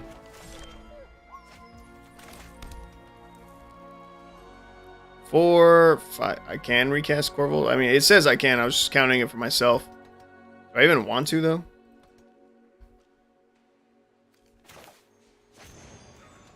I want to grab a swamp. I want to build up some lands, dude. We're still hurting on them out here.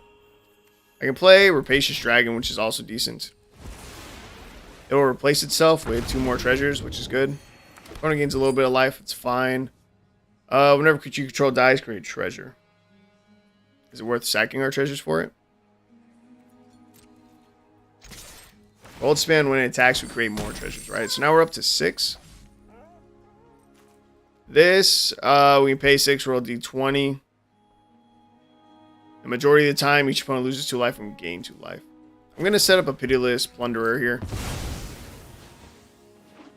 See, Goldspan Dragon, that's just like a really good card to be running. Let's see, we're at 12. Goldspan is 100% staying as one of our rares. Lava Belly Sliver. Slivers you control have when it enters the battlefield, it deals 1 damage to target player, planeswalker, you gain 1 life. Jeez. Crystal, okay. Take some more damage. Hurts. Grim Tutor, it's horrifying.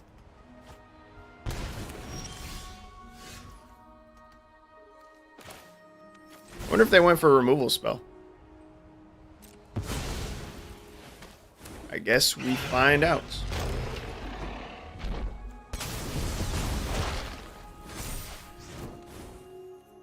No attacks. Can we stabilize? I don't think I have any life gain in the deck. Nothing comes to mind. Oh my god, Overwhelming Splendor? Are you serious? Oh my god. That's so bad.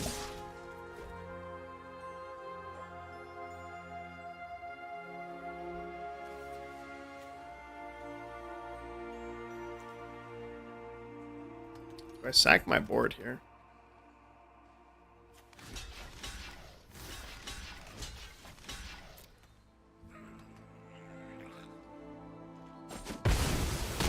That's so bad. Oh my god.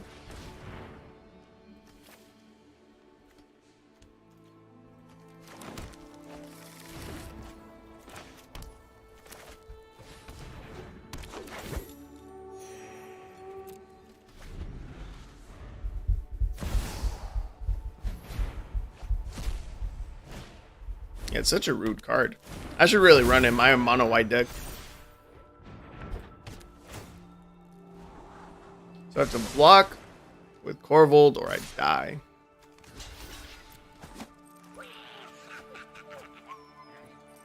I'm just going to hit decline. I'll leave him in the graveyard. I don't even care. And we lose. Man, that sucks. That was garbage. Alright, well, that's going to wrap up the stream. Sorry I couldn't do better with this deck. It needs work. It needs a lot of work is what I've seen. Yeah, we went 3 and 7. That's pretty bad. Oh, well. Alright. Thank you guys for joining us. And, well, joining me. And, I don't know. Oh, I have a concert to go to tomorrow, so I'm not going to stream. I'll see you on Friday, probably. Yeah. Alright, yeah, that'll be it. Thanks for coming again.